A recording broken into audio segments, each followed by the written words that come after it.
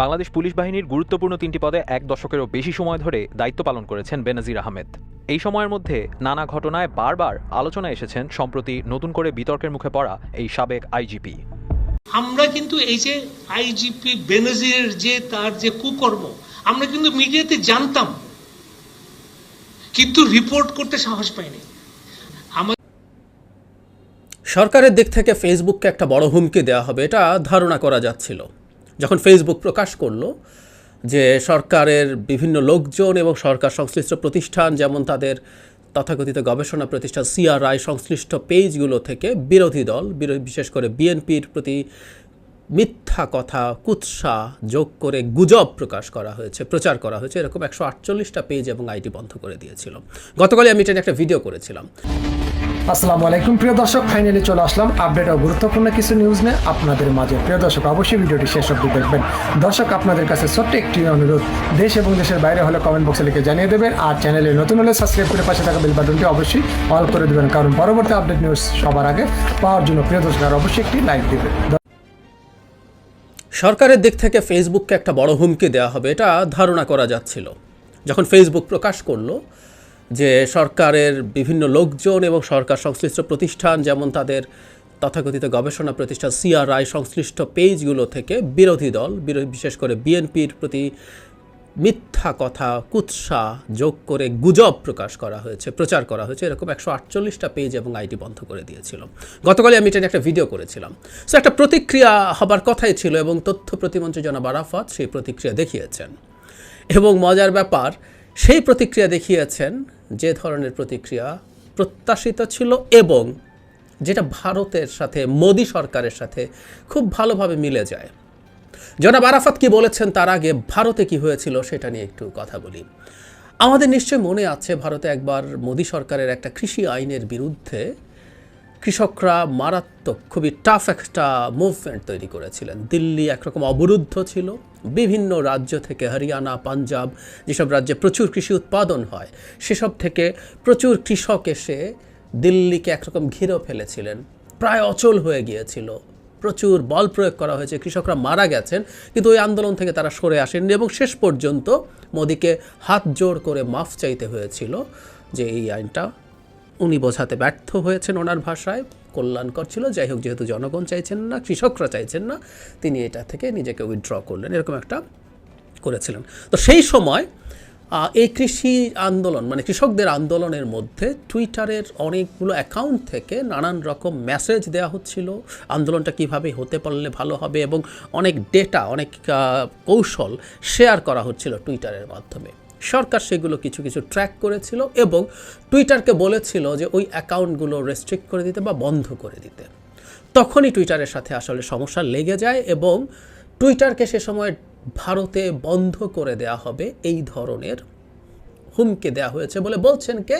টুইটারের সিইও। 2023 সালে রয়টার্সের একটা নিউজ আমি পড়ি, এখানে বলা হচ্ছে ডর্সে, যিনি টুইটারের সিইও ছিলেন, যে ভারত সরকার তাকে থ্রেট করেছে, এটা একটা লাই। এখানে এই রিপোর্টটার মধ্যে স্বাভাবিক ভারত সরকার এটা অস্বীকার করবেই। কি হয়েছিল? 21 সালে ডর্সে ওখান থেকে, মানে উনি সিইও ছিলেন এবং ওখান থেকে উনি কুইট করেন। কুইট করার পর উনি বলছেন, উনি যা বলছেন সেটা বাংলায় যদি বলি এরকম, উনি বলছেন তাকে বলা হয়েছিল আমরা টুইটার ভারতে বন্ধ করে দেব, সাথে যোগ করছেন যেটা আমাদের জন্য বড় একটা মার্কেট, এবং বলছেন আমরা তোমাদের এমপ্লয়ীদের বাসায় রেইড করব, এবং সত্যিকার অর্থে সেটা তারা করেছিল। এগুলো সব ডর্সি বলছেন এবং বলা হচ্ছে এটা একটা ডেমোক্রেটিক কান্ট্রি। তার ইন্টারভিউতে এই কথাটা বলছেন। তাহলে ডর্সিকে হুমকি দিয়ে বলেছে যদি এই অ্যাকাউন্টগুলো তুমি বন্ধ না করো তাহলে তোমাকে আমরা তোমার টুইটার আমরা বন্ধ করে দেবো ভারতে। এবং ডর্সি নিজেই বলছেন এটা মানে খুবই বড় একটা বাজার এবং তোমাদের লোকজনের বাসায় রেইড করব, যেটা করেছিল তারা চাপ তৈরি করার জন্য। সুতরাং আপনি যখন এরকম একটা রেজিমের কথা শুনছেন না, তখন তাদের একটা বড় ঠ্যাক আছে। আমি গতকালকের ভিডিওতেই বলেছিলাম যে এই কোম্পানিগুলো এই একটা জায়গায় দিনের শেষে তারা ব্যবসা প্রতিষ্ঠান, তারা ব্যবসা করেন, ব্যবসা করতে চান। সুতরাং তারা সরকারের সাথে যদি সংঘাতে যান তাহলে এই ঝুঁকিটা থাকে। ইনফ্যাক্ট এই একই পরিস্থিতি তৈরি হয়েছে। জনাব আরাফাত কি বলছেন, একটা প্রোগ্রামে উনি বলছেন প্রতিপক্ষের প্রতি হুমকি শীর্ষক যে প্রতিবেদন প্রকাশ করেছে মেটা তা মিথ্যা উল্লেখ করে তথ্য সম্প্রচার প্রতিমন্ত্রী মোহাম্মদ আলী আরাফাত বলেছেন তাদের এমন কার্যক্রম চলতে থাকলে প্রয়োজনে ফেসবুক বন্ধ করে দেব।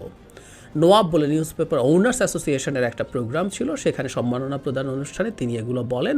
তিনি বলেন প্রতিবেদনে বিএনপিপন্থী কোনো পেজের নাম নেই, বিএনপিপন্থীরা অসংখ্য পেজ থেকে মিথ্যা ছড়ান। আমরা আনুষ্ঠানিকভাবে মেটাকে পুনরায় তদন্ত করে সুষ্ঠু প্রতিবেদন প্রকাশের জন্য চিঠি লিখব এবং এর পেছনে কারা কাজ করছে তার তালিকাও চাইব।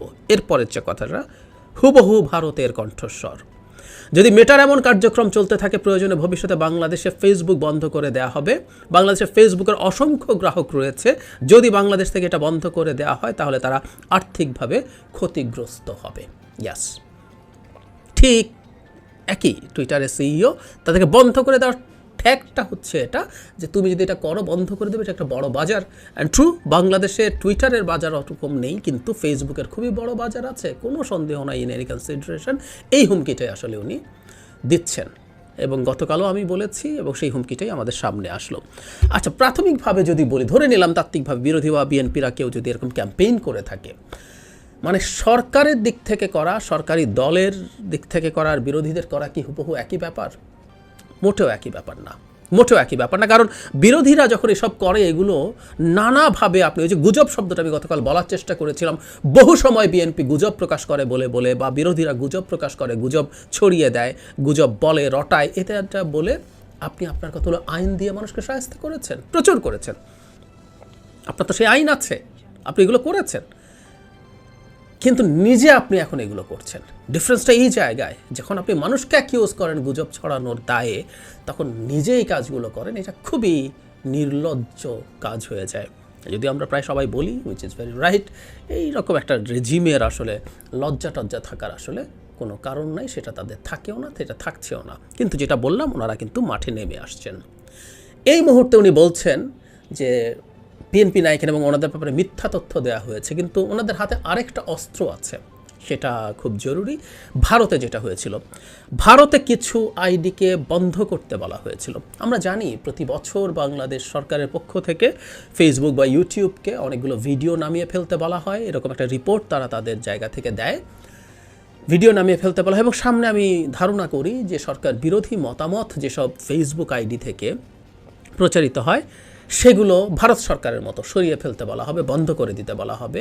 এই কাজগুলো চলতে থাকবে এবং তাদের হাতে যে ঠ্যাক আছে ব্যবসা বন্ধ করা ফেসবুকের, সেই সাথে একটা জিনিস যোগ করে রাখা ভালো, মানে আপনি ফেসবুকের ব্যবসা বন্ধ করতে চাইছেন, কিন্তু আপনি এমন বিভৎস একটা সরকার যে আপনি এটা নিশ্চয়ই জানেন বাংলাদেশে যে ফেসবুকের ব্যবসা হয়, এই ব্যবসার সাথে বাংলাদেশিদের ব্যবসাও জড়িত, তাই না?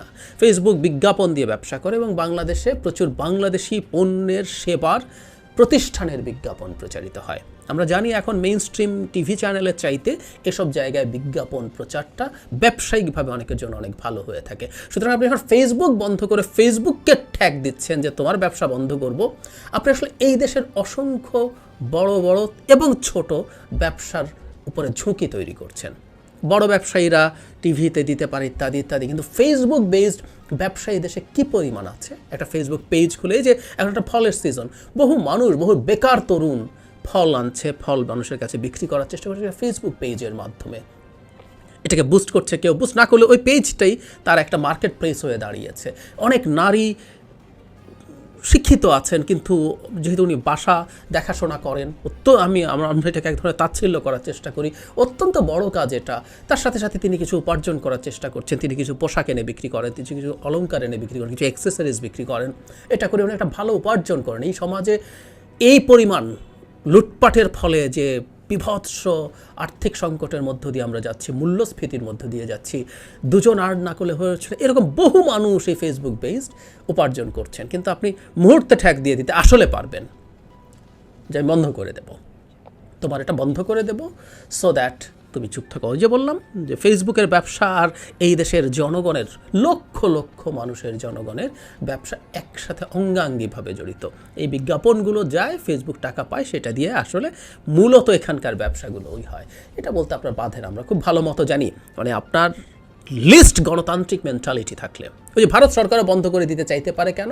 আমরা বহুবার বলেছি, ভারত একটা গণতান্ত্রিকভাবে ভালো নির্বাচনের মাধ্যমে নির্বাচিত সরকার থাকে, তাদের নির্বাচন নিয়ে কিছু ক্রিটিসিজম থাকলেও মোটামুটি ভালোই আছে, সেটা মানুষ এখন পর্যন্ত রিলাই করে। কিন্তু ওই সরকারটাও চরমভাবে অথরিটারিয়ান হয়ে উঠতে চাইছে, সুতরাং সে ওই সব চাপ দিতে কেয়ার করে না। এবং টুইটার বন্ধ করায় অবশ্য খুব বড় ঝুঁকি তাদের হবে না, কারণ একই ভারতেও ফেসবুক আসলে মূলত এই কাজগুলো করছিল এবং ভারতে ফেসবুক সরকারের কথা যেহেতু শুনছিল আর ওই হুমকিটা দিতে হয় নাই। টুইটার দীর্ঘদিন ঘাড় বাঁকা করেছিল, যদিও শেষ পর্যন্ত টুইটারকেও সরকারের সাথে আসলে কম্প্রোমাইজ করতে হয়েছিল। তো একই জিনিস আপনি করছেন এবং আজ বাংলাদেশে যদি ফেসবুক না শোনে, আপনি ফেসবুক বন্ধ করে দিতে মুহূর্ত দেরি করবেন না, এটা আমরা খুব ভালো মতো বুঝতে পারি। যদিও বন্ধ করে দেওয়ার পরও আমাদের দেশের লোকজন ভিপিএন টিপিএন চেনে, সেটাতে তারা ঢুকতে পারবে, কিন্তু স্টিল এটা আসলে একটা ব্যারিয়ার তৈরি করবে। যাই হোক, উনি করবেন কি করবেন না সেটা ডিফারেন্ট আলোচনা, ফেসবুক কি করবে বা করবে না সেটা ডিফারেন্ট আলোচনা, কিন্তু আপনি একটা স্টেটমেন্টের জন্য আপনি প্রতিবাদ করতে পারতেন। এনাফ, ঠিক আছে, তোমরা এটা ঠিক করছো না, ইটস ইয়ার ডাবল স্ট্যান্ডার্ড। দ্বিচারিতা শব্দটা উনি বলেছেন কোনো একটা রিপোর্টেও দেখলাম, যে ঠিক আছে তুমি ওদেরটা করছো না, তুমি আমাদেরকে শুধু ব্লেম করছো, আমাদেরটা মিথ্যা বলছো, সব অভিযোগ আপনি করেন, কিন্তু আমি তোমাকে বন্ধ করে দেবো, তোমার ব্যবসা নষ্ট হবে, এই ইঙ্গিত আপনি করেন, তার মানেটা হচ্ছে আপনি আসলে আপনার চরিত্র প্রকাশ করে দেন। আমি প্রায় একটা কথা বলি, আপনি যদি গণতান্ত্রিক ব্যবস্থার মধ্যে বসবাস না করেন, আপনি যদি একটা স্বৈরাচারী ব্যবস্থার মধ্যে বসবাস করেন, আপনি যদি নানান ফ্যাসিস্ট টুল ব্যবহার করতে থাকেন, আপনি আপনার অজান্তেই ওই রকম মানুষে পরিণত হবেন, এটা যেই থাকুক না কেন। আমরা যারা নিজকে খুব গণতান্ত্রিক মনে করি, আপনাকে একটা সিস্টেমের মধ্যে যদি বসিয়ে দেওয়া হয়, প্রকারান্তরে আমরা তাই হয়ে দাঁড়াবো, কোনো সন্দেহ নেই। সুতরাং এই হুমকির মাধ্যমে প্রমাণ করা গেল যে আপনি আসলে একটা স্বৈরাচারী সরকার। আমি এই স্বৈরাচারী সরকারটাকে ফ্যাসিস্ট সরকার বলতে কোনোভাবেই প্রস্তুত না, যেটা বলি তারা অনেকগুলো ফ্যাসিস্টদের টুল ইউজ করে। আপনার এটাও আরেকটা টুল, আমি আমার ভীতি তৈরি করব মিডিয়ার ওপরে, সোশ্যাল মিডিয়ার ওপরেও, সেটা আবার প্রমাণ করলেন।